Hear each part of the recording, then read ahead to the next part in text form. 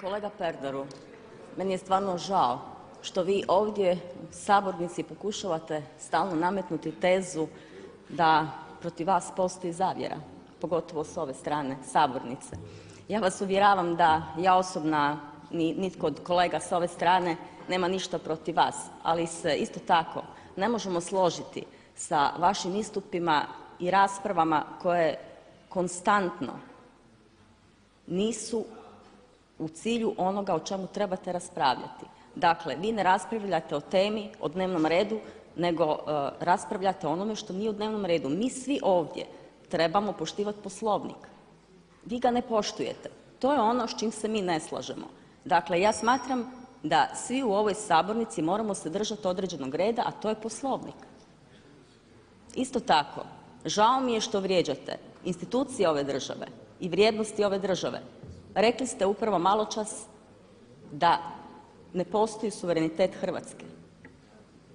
Ja vas podsjećam da su za taj suverenitet poginuli mnogi hrvatski sinovi i nemate pravo na takav način rušiti dignitet Hrvatske države. Postoji odgovornost svih nas za izgovorenu riječ. Hvala. Da, oni su poginuli za suverenitet koji je određena stranka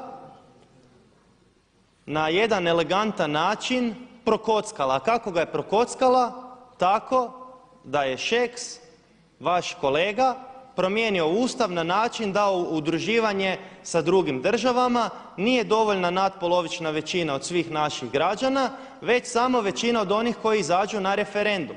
Tako da smo mi izgubili taj suverenitet voljom manjine građana naše zemlje, a tobože ste vi se štitili interese većine. Međutim, dotaknuli ste se nečeg jako zanimljivog, a rekli ste, gospodine Pernar, vi skrećete s teme.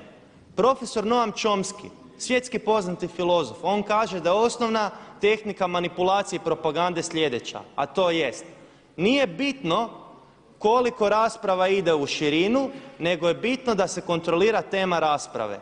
Cilj je stavljati teme koje zapravo nisu ključne i presudne za našu zemlju i onda se o njima može raspravljati do sudnjeg dana. To vam je kao da sad mi se nađemo u Big Brotheru i pričamo o tome koja je piva bolja, Karlovačka ili Ožujska. I mi sad imamo slobodu 2 dana raspravljati o toj temi. Ali o ključnim temama, kao pitanje valutne klauzule, toga zašto država koja ima vlast nad stvaranjem novca ne može se izravno financirati od središnje banke, već ovisi o novcu privatnih banaka za financiranje, o toj temi nema rasprave. Ona naprosto ne može doći na dnevni red. I uvijek je odgovor: to nije tema dnevnog reda. Ja spomenem tajne deložacije, vi ćete reći to nije tema dnevnog reda. Spominjem problem kopanja po smeću, vi ćete reći nije tema dnevnog reda. Kolega Bunjac kaže 200.000 ljudi izašlo iz naše zemlje, to nije tema dnevnog reda. Pa o čemu mi onda ovdje pričamo? O kojim temama mi onda ovdje govorimo? Da li se ljudi kod nas više boje Hanžekovića ili ruske prijetnje, gospođo? Nemojte mazati ljudima oči. Hvala.